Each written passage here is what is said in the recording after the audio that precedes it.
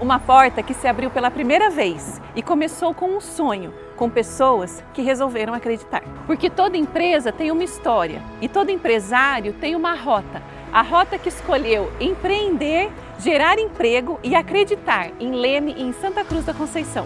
Eu sou a Ângela, esse é o programa da ACIL na Rota do Associado.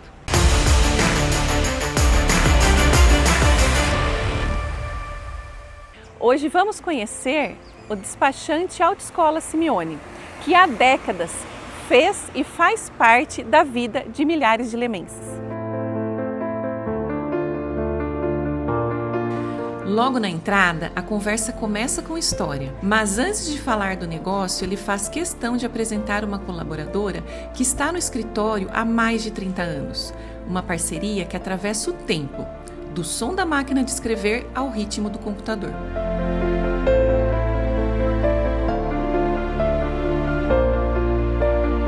Como começou o despachante Autoescola Simeone? Meu pai era escrivão de polícia em Araras. Ele aposentou e aqui em Leme só tinha um despachante, que era o Sr. João Bosa. E naquela época precisava fazer um concurso na Secretaria da Segurança Pública. Então meu pai fez o concurso e viemos para Leme em outubro de 57, que era na Rafael de Barro 256. E ficamos lá há muito tempo, até o Jonilton comprar. E viemos para aqui, que eu morava aqui. Então a gente montou o escritório em outubro de 1957 com meu pai, Luiz Simeone. E eu, Luiz Simeone Júnior, estava com uma primeira autoescola em Leme.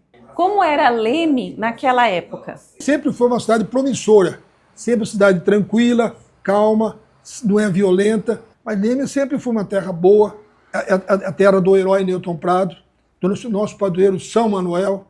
Então é uma terra abençoada por Deus e bonita por natureza. Qual foi o maior desafio durante esse tempo? A profissão de despachante é uma profissão boa, então a gente convive muito com as pessoas, faz documento de veículos, que naquela época a autoescola. Então é uma profissão que, graças a Deus, era rendosa e dá para o gasto agora.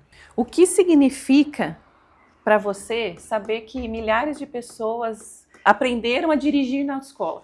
Não, é uma satisfação, porque todos os instrutores que nós tivemos foram instrutores bons, que proporcionaram, então, às pessoas de Leme para poder tirar a carta de motorista.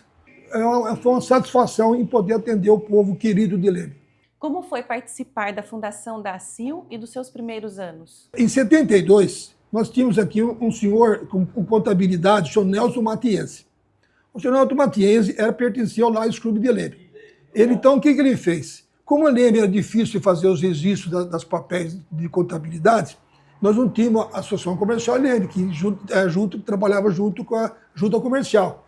Então o senhor Nelson, muito inteligente, convidou todos os integrantes do Lions Clube de Leme, do Rotary Clube de Leme e todos os empresários de Leme para que reuníssemos e fizessem a Associação Comercial de Leme. Isso posto dia 11 de outubro de 1972, às 19 horas aqui no Cine Marabá, contando com a presença do prefeito da época, do coronel João Campanhã, que era o interventor na época, e todos os membros do LAIS, do Rotary e os empresários, fundamos e demos posse à primeira diretoria da Estação Comercial Industrial de Leme. Bom, nós tivemos a primeira diretoria, presidente, o senhor Antônio Mancini. Depois veio o primeiro vice-presidente, o senhor Armando Deonero. O segundo vice-presidente foi o senhor Luiz Fernando Marque. O primeiro secretário foi o senhor Adelino Morag. Depois o segundo secretário fui eu. O primeiro tesoureiro foi o senhor Gervásio Carevari. O segundo tesoureiro, José Milton Ruas. Conselho Fiscais, tivemos o senhor Camel Taufik Nassif.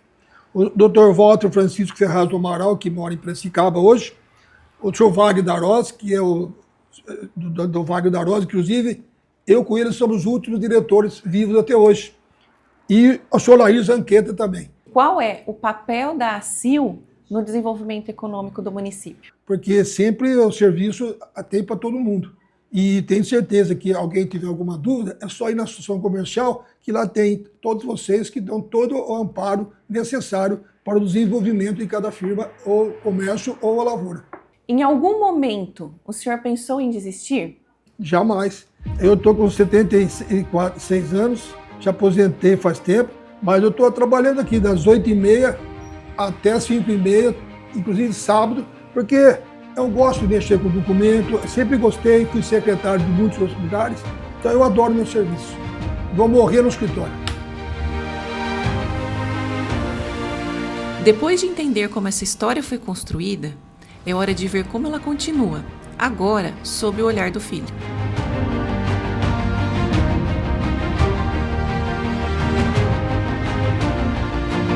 Quando você assumiu a autoescola? Eu assumi em 1999. Cresci praticamente dentro, né, da autoescola, do despachante, da época do meu avô.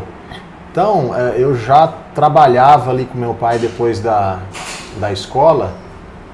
Eu ia para a escola na parte da manhã e de tarde eu vinha ajudar meu pai. Fazia serviço de banco quando era menor. E depois, assim, não foi uma coisa difícil porque eu já era ambientado. É uma responsabilidade um pouco maior no sentido de a gente aí saber mais o que fazer, porque meu pai me deixou sozinho na autoescola. Então foi um orgulho, na verdade, porque era uma coisa que a gente desde criança já estava ambientado. E durante todo esse período que você está aqui, qual foi o seu maior desafio? Então, o desafio maior é a gente entender a necessidade do público, né, da cidade e o marketing, né?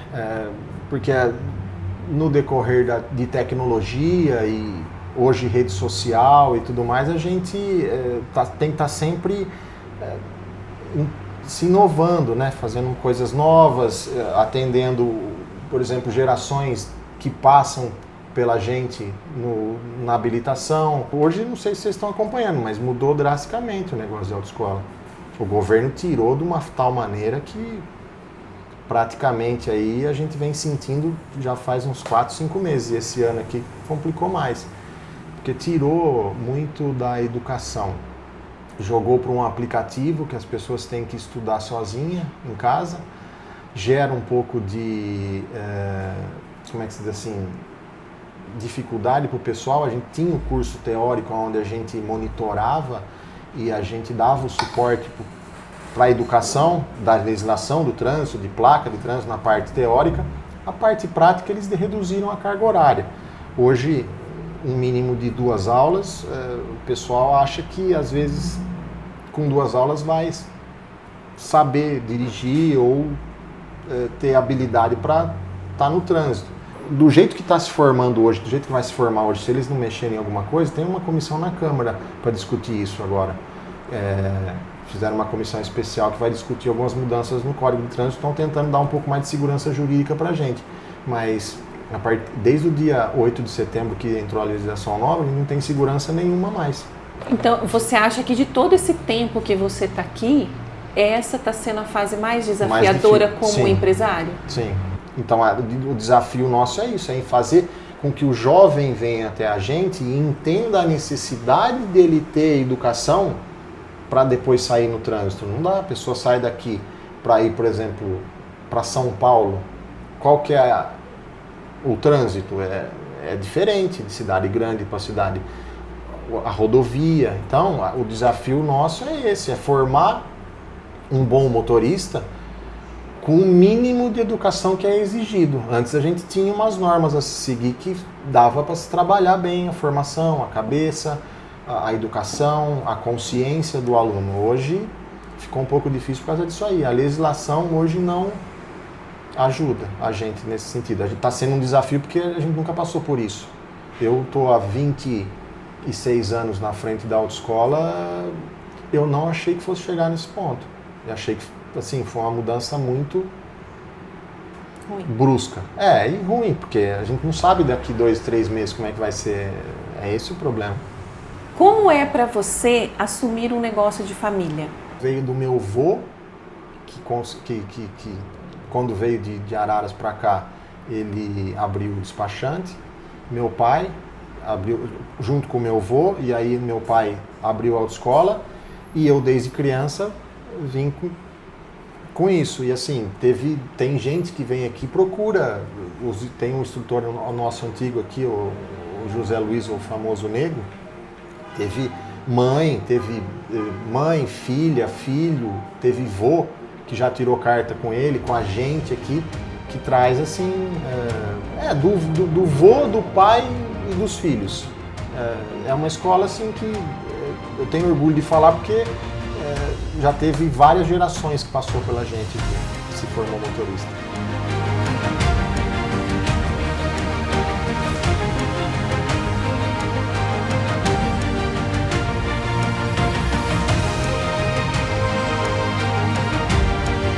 Agora a gente vai conversar com o Nego, que é instrutor de autoescola há mais de 30 anos e tem muita coisa para contar pra gente.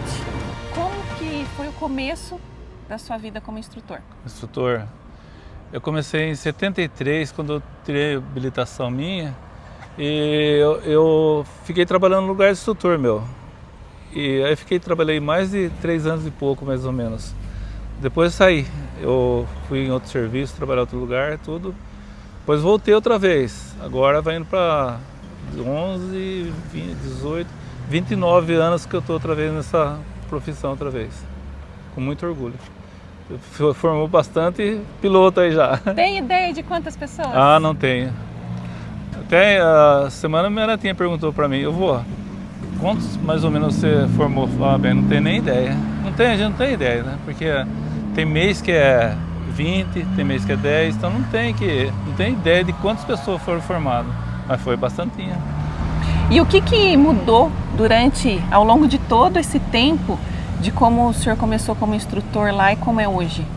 Mudou muito, mudou demais. O ensino aí, ele tá uma coisa, antigamente era muito mais difícil para tirar habilitação. Tinha baliza, tinha garagem, tinha rampa de frente, rampa de ré, agora tiraram tudo. Eu acho que tem que exigir mais do aluno, né? Porque o trânsito não é brincadeira, né? O trânsito é coisa séria. O senhor tem alguma história, assim, de já ter formado pai, filho, neto? Agora... deu tempo, não deu? Você tá ficando com vergonha agora. Por quê? Eu formei bisavó,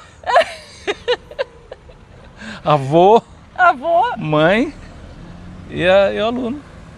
Em 73, a bisavó, a mulher, foi que até pouco tempo ficou menino, foi tirar, que é bisneto dela, tirou a bisavó, isso na época da Boss ainda, depois foi o avô, aí depois agora foi a mãe e os filhos. Tem alguma história assim curiosa de algum caso assim? Teve uma senhora, ela fez mais de 53 aulas de carro. E, nossa senhora, quando pensava em dar aula para ela, já até esfriava a barriga, né? Porque tinha dificuldade, bastante dificuldade. Aí, antigamente, os examinadores eram de Leme. Hoje não, hoje é o Detran que vem fazer os exames. Então, a gente tem um pouquinho de liberdade para falar com o examinador. Falei assim, ó, toma cuidado, que a senhora é perigosa, sei o que lá. Falei, se ela reprovar na baliza, que a gente metia baliza, né? Até é melhor possível, senão ela vai jogar você dentro daquele riozinho ali. Ele saiu dando risada, né? Antigamente o examinador chegava no C, ele entregava a ficha, ó, eu que ia falar para você é minha aluna, eu ia falar assim, ó, você foi aprovado, você foi reprovado. Então ele pegou, a mulher foi lá, 53 aulas ela fez. Foi uma baliza perfeita. Saiu, foi no percurso, voltou, parou, mas parou bonitinho, que nem esse aqui parou. Eu falei, não acredito, só estou beliscando, e eu estou beliscando aqui, não acredito, né? Aí o examinador chegou com a planilha, falou assim, ó, dando risada, falou assim, ó, você queimou a língua, viu? Ela não fez nenhum erro. Você falou assim, para mim, toma cuidado, qualquer coisa reprova na baliza, que você vai passar medo, né? A gente, de outra maneira, você fica contente porque ela aprendeu, porque senão não fazia certo no exame. Exatamente. Né? Então, se der pensar do outro lado, eu fiquei feliz. Por causa disso aí, ela aprendeu. Além de ser algo gratificante, normalmente é uma conquista muito importante para a pessoa, né? Especialmente para o jovem, que ali é a sua primeira grande conquista. A CNH é um dos melhores documentos que existe. Essa aí a gente fala porque a gente está por dentro da coisa, senão eu não falava não, porque a gente vê como que é. A liberdade, tu fala, nossa senhora, não acredito. Falei, você está tirando carta, falando, por que eu não vinha 10, 15 anos atrás, se pessoas veem mais idade e vêm tirar? Porque já não vinha 10 anos aqui, porque eu estou vendo que a beleza que é isso aqui é que eu falo. É a liberdade. Liberdade que a pessoa tem.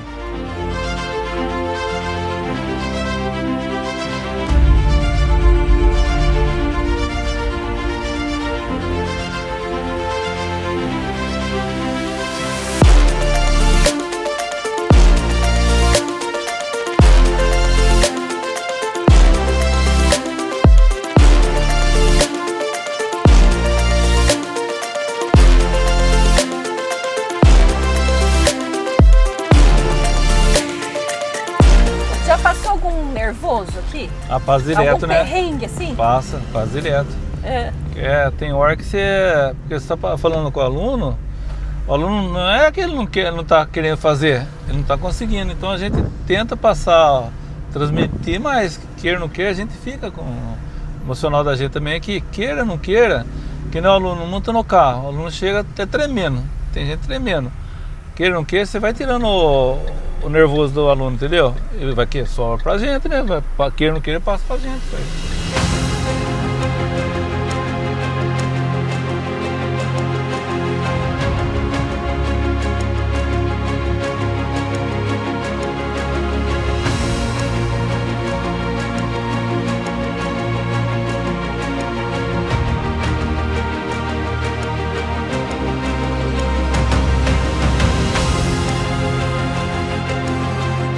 Histórias como essa nos mostram que empresas não são apenas negócios, elas são sonhos, famílias e pessoas que ajudam a construir o desenvolvimento da nossa cidade todos os dias. Se você gostou desse vídeo, curte, comente, compartilha e a gente se encontra no próximo episódio. Tchau!